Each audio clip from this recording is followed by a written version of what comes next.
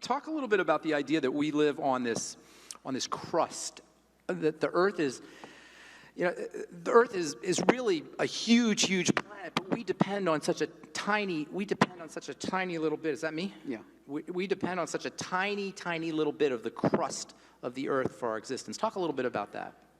Well, the roots of our food crops only go down a few inches. And so what they have access to is what we get in our food. Now, a plant will absorb anything that's become soluble and goes into solution, whether it needs it or not. And so whatever's in the soil, the plant will take it up. And as I showed you in the slide, nutritional minerals do not occur in a uniform blanket around the crust of the earth. That's they such an important point. In veins, like chocolate and chocolate ripple ice cream. And so I used to ask my dad when I was a kid, and some of you will relate to this, because we'd go to church all the time, and there were good Christians who would go to church. They were good farmers. They didn't do anything bad. They didn't drink, didn't smoke, didn't say bad words, went to church every Sunday. They helped each other out. When one family was sick, they'd do work for no fee to help the families out. And they die in their 40s of heart attacks and cancer. And here's these hellions that live down the road. They're drinking and smoking, do everything bad. They steal from you. If you were sick in the hospital, they'd come and rob your house. And they lived to be 102. And so I'm saying, Dad, how can that be? And he said, well, that's just the way it is. And I couldn't figure it out. Well, the reason was, by dumb luck, the hellions had bought a piece of property that had more minerals in it than the good Christians. Because the good Christians were maybe getting 10 minerals in their wood ashes, and the hellions were getting 60 minerals in their wood ashes, just by dumb luck. So the only way you can prevent that from happening is to supplement, and that way you're getting everything you need. You didn't mention this in the book, but you told me this. I've talked to you. You've told me this personally. I wonder if you mind telling the story about how you personally experienced the power of nutritional supplementation as a young boy. Yes, well, that story's in the book, Dead Doctors Don't Lie. So I didn't want to repeat the story. So every time you read one of Wallach's books, you're going to hear that same story. That's a great story. Yeah, it's a great story. And that's, when I was 4 years old, I developed facial tics, eyelid blinks and facial squinches, and I'd grunt and make noise, and today we'd call that Tourette syndrome. And it got genetic. Genetic. It progressively worse. By the time I was 9 years old, it was very disabling, and all my friends thought I was possessed, is what they would say. And they could set it off. They would come up to me and bump up against me, or they'd slam a book on something and make a big noise, and I'd go into one of these things, like a seizure almost. And my mom took me to an eye doctor, and it was an MD eye doctor, and the eye doctor, I'm 9 years old, and the doctor examines me and says, well, there's nothing wrong with him, can't find anything wrong with him. The only thing I can find is he's got long eyelashes that are hitting his glasses, curling back, and probably tickling his eyeballs. That's what's making this happen. That's what the doctor said. And so I said, okay, what do you suggest we do about this? And she says, well, here's a Maybelline eyelash brush. I want you to retrain your eyelashes so they go straight and they don't hit your glasses and curl back and tickle your eyeballs. And I said, no, ma'am, I'm not going to do that because I'm starting to play sports. And that was before don't ask, don't tell, right? And I said, these guys are going to rip my arms off and beat me to death with my own arms. So I said, I'm not going to do that. So I go to the school the next day, and I went to the library, and I found a nurse's handbook. And I went to the index, and I tried to look up eyelashes, eyelids, couldn't find anything in the book. So I just started in the A's, and I go down word by word by word by word, and I get down to cramps in the C's, and I heard the word cramps before because I'm playing sports. And so I said, well, maybe it's a facial cramp. So that day, when I got home from school, instead of going and starting on my chores or doing my homework, I ran to the barn and started eating calf pellets. Because every day before the bus would pick me up to take me to school, one of my chores was to feed the little bull calves, which are from purebred Angus cattle. We were going to sell them at auction. We only needed 2 or 3 bulls. And so the heifer calves, we'd stay to have more calves, but we only needed 2 or 3 bulls. So every bull calf, we would groom them up and halter train them, and so they'd be tame, and sell them in the sale barn. And, you're a curious kid, you're feeding these calves, and what are you feeding them? So you're reading the analysis label and say protein and fiber, fat, vitamin A, vitamin B1, and calcium. Calcium, well, that's what the book says missing when you have a cramp. So I said, well, okay. So I started eating those calf pellets. The next morning, I threw the Cheerios out to the chickens, and I filled my cereal bowl full of calf pellets, put milk on them. My mom started taking them away from my dad, pushes her back. He says, no, maybe he's got something here. And by the third day, my Tourette syndrome was gone, after getting progressively worse for 5 years. That's awesome. And the next time those guys dropped a book on the table, I punched them. So they stopped doing that. That's a great story. Yeah. I want to. How much time do you have? I've got a couple more things I want to say. Now, if you guys have some questions, I'll ask. Where's Peter? Peter, how much time? We can keep going? Okay. There's an interesting little story in here about the Rosicrucians and the role that the Rosicrucians played in the development of health and the understanding of the body. Talk a little bit about that. You guys ever hear the Rosy Cross, Order of the Rosy Cross, the Rosicrucians?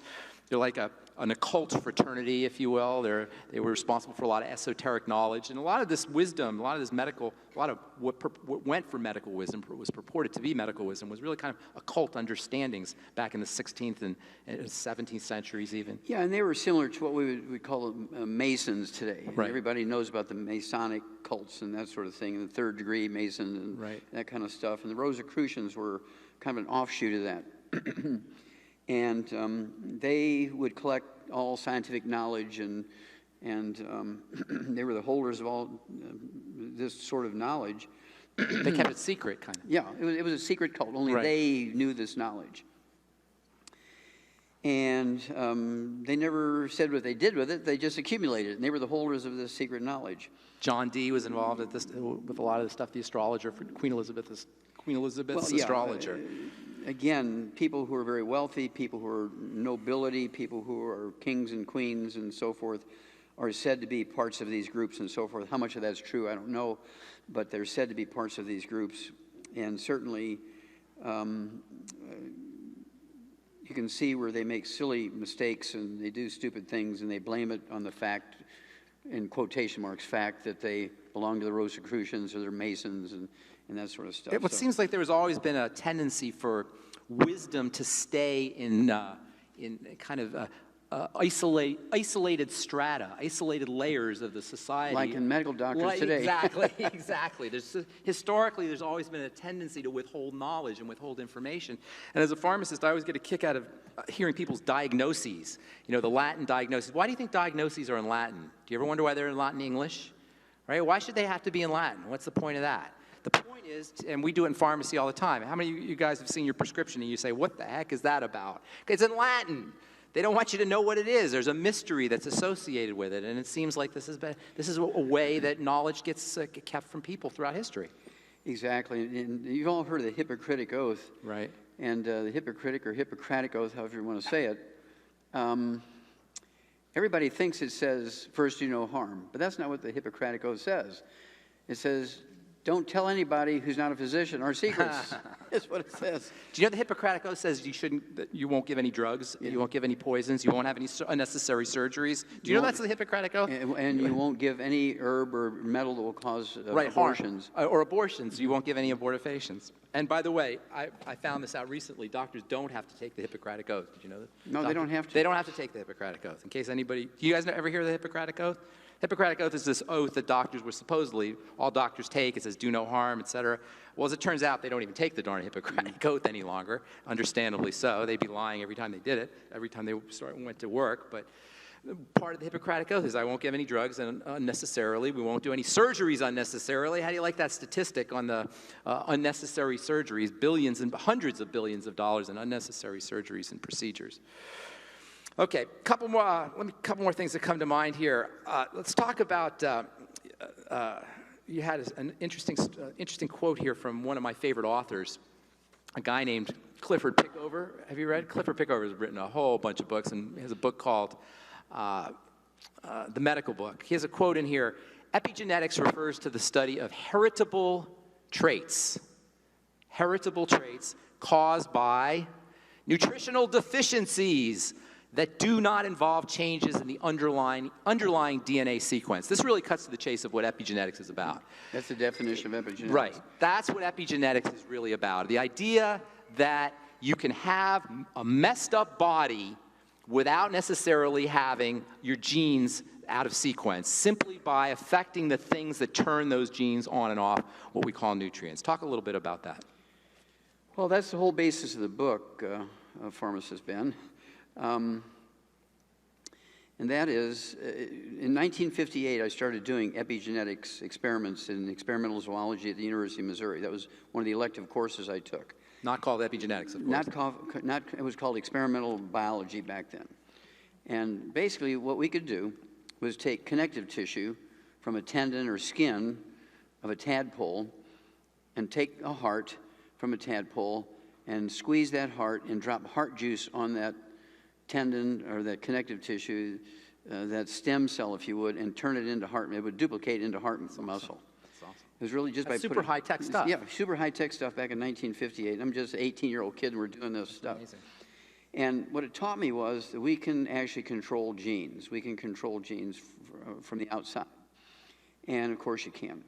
And as a pharmacist has been very eloquently said many times here when he was introducing me, that you can, in fact, control how genes work, because genes require mineral and vitamin cofactors like every other organelle or tissue in your body. Organelle meaning microscopic little things that do things inside of each cell. And of course, the things that DNA does is duplicate amino acids primarily is what they do to make proteins. And the thing you have to appreciate is it requires stuff to do that. It requires energy. It requires helpers, just like a factory. You can have the most beautiful factory in the world. It's got everything. I mean, it's got every machine you can think of, but there's no electricity going in there. You can have all the help you want, but there's no energy coming in there. You ain't making nothing.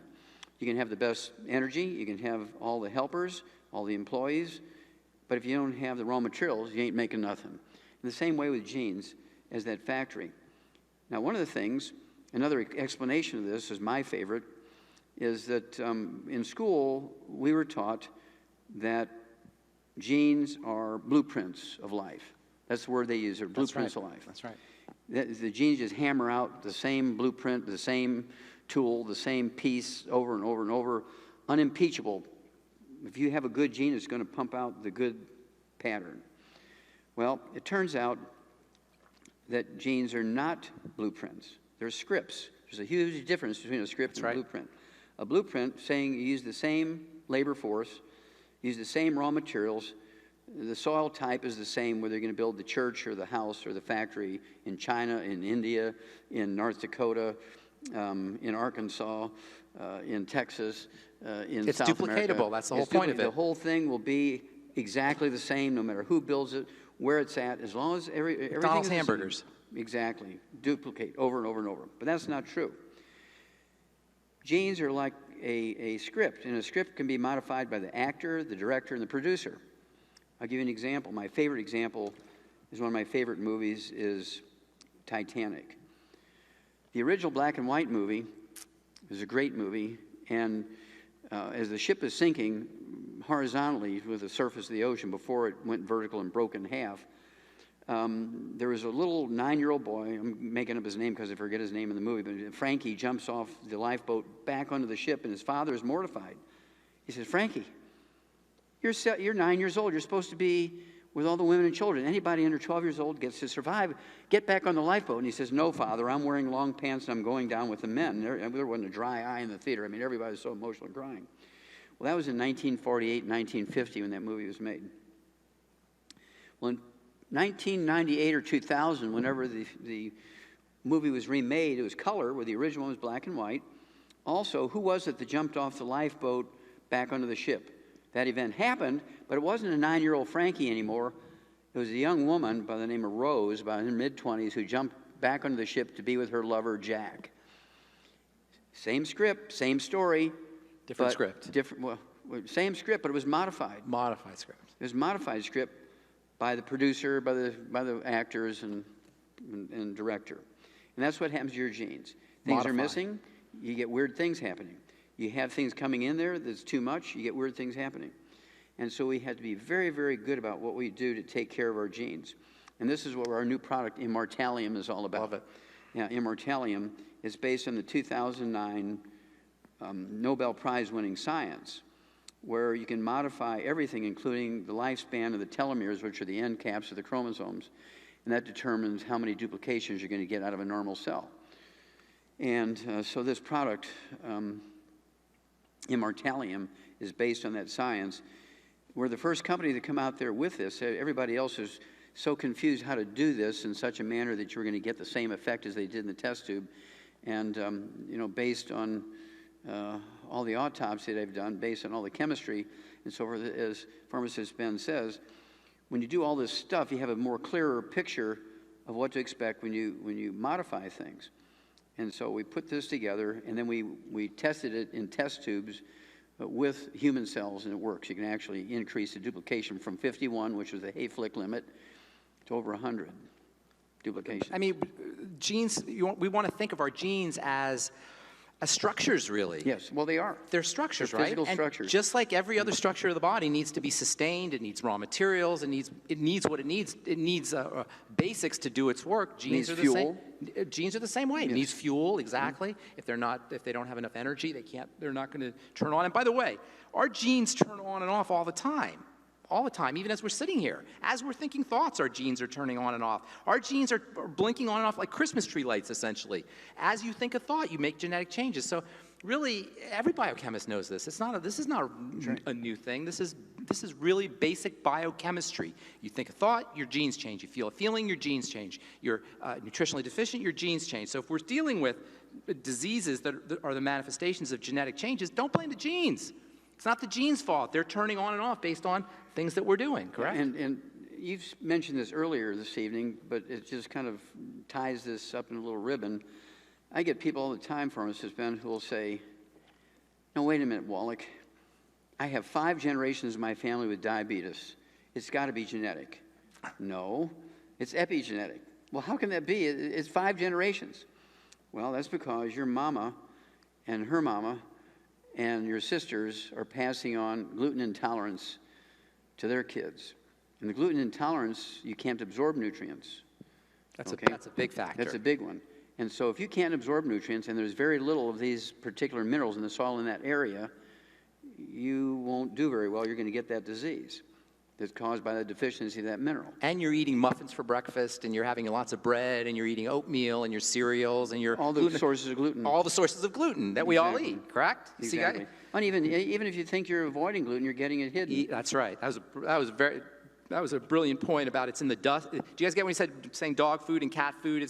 There's dust in the air. There's gluten dust in the air. Your spouses get gluten. And the dog lays his head on your lap, and you pet him, and then you rub your face, or you pet him in unseen dust. You're inhaling it, and then you take the sheets that the dog's laid on, you throw them in the washer with your clothes and so forth, and it's just this cross contamination. They use breadcrumbs and cracker crumbs to hold meatloaf and meatballs together. They inject chicken with it. They inject chicken with gluten to make the chicken puff up. To make the chicken. You ever have a piece of chicken and it looks like a big fat piece of chicken? You bite into it and it's air. Food processors love air, by the way. I mean, we all love air, but food processors really love air because it makes their food expand and increases their profit margin. You know how much cereal is in a box of cereal, or how much grain or solid is in a box of cereal? It's like a teaspoon. A teaspoon, maybe, if that. You're buying $3 worth of air. You're better off eating the box. You'll get some fiber if you eat the box. Seriously, that's how, when they learned how to extrude and they learned how to puff foods up, and food processing and food technology really took a big quantum leap forward. And gluten, start off by saying gluten is injected into chickens and strawberries. By the way, you know, if you think you're gluten-free and you're not, and you can't figure out where the heck the gluten is, you have no idea where it might be hiding. You have to read labels very well when it comes to gluten. Are there disguise? There's disguise. They're in disguise. For instance, you buy a bag of nuts at one of these very famous health food stores, like Whole Foods or something like that, very, very well respected. On the bag, it says on the front, naturally gluten-free in big, bold letters. And it's true. Nuts are naturally gluten-free. But then you roll that puppy over and you look in the allergen section. It says, these nuts have been processed on equipment. They've been packaged on equipment that also packages wheat products. That's right. So all the dust in that bag is wheat dust. And you think you're gluten-free. and you can't figure out where it's coming from, and you got all the signs of gluten intolerance. If you have, chances are pretty darn good, right? Would you say chances are pretty darn good? If you have arthritis, you have an inflammatory disease, if you have some kind of illness, and you can't figure out where the heck it's coming from, and you try to do everything you could do, the chances are pretty good that you're interfacing with gluten on some level, or something like gluten. And I got to throw in, it's generational in your family. Everybody in your family's got the disease. Right. And it is 30%, as you say in the book, 30% of people, and it might even be more. Well, the newest statistics since that book came out is now 70%. 70% gluten intolerant. Yes. When you think about it, you guys, gluten is a plant defense system. It's a way plants prevent us from eating it. It's a way plants punish those who would be dumb enough to eat them. That's basically what it is. So it makes sense that we would all be. Do you guys get that? It's a way plants prevent themselves from being eaten. Plants don't want to be eaten. No, nothing wants to be eaten. So plants don't want to be eaten. They make these things like gluten, and it keeps predators from eating them. Of course, we don't pay any attention to it, and we keep eating it. So it's very different. This is 70%. I wouldn't be surprised, Doc, if it ends up being even more than 70%. Just from evolution, you would think that they developed these systems affect everybody. This is not a new thing, because the Egyptians 4,000 years ago gluten intolerant. They had arthritis and stuff. Yes. They had all of this. And another thing for gluten intolerance, you usually find that people have multiples of disease, like you're pointing out. I mean, we're talking they have arthritis, diabetes, high blood pressure, low thyroid, macular degeneration, dementia, bulging disc, kidney stones. They have a name for all this, by the way. They call it metabolic syndrome. Do you guys ever hear this term, metabolic syndrome? That's like everything's wrong. Yeah. Whatever can happen. They just had to come up with a phrase to say. Mitochondrial disease. Or mitochondrial disease, right. It means you're falling apart is what it means, basically. You're dissolving into a puddle, and it's based on things like nutritional deficiency and gluten and things that we have control over, that's really ultimately what the message is. Self-inflicted, as you say. Okay, couple last things I just want to say, and then, do you mind can we take a question or two? I don't want to Sure. Yeah, you sure? Do you guys want to do that? I slept on the airplane. I'm just going to ask a couple more questions, and then we'll open it up. I would be remiss if I didn't mention what I think is the most important recognition that longevity has achieved. Longevity has achieved a lot of recognition, but one of the most important, at least the way I look at it, is the Clemson study. So I want you to spend a couple minutes talking about the Clemson study. Okay, well, the Clemson study is where we ask Clemson University from Clemson, South Carolina, a very well-respected medical school. They're famous for investigating everything. That's what they do. But they do it with human cell lines in cell culture. And it's not invasive. It's not like the Nazis cutting people up and everything. They're doing cell culture, so it's very clever that they went that direction.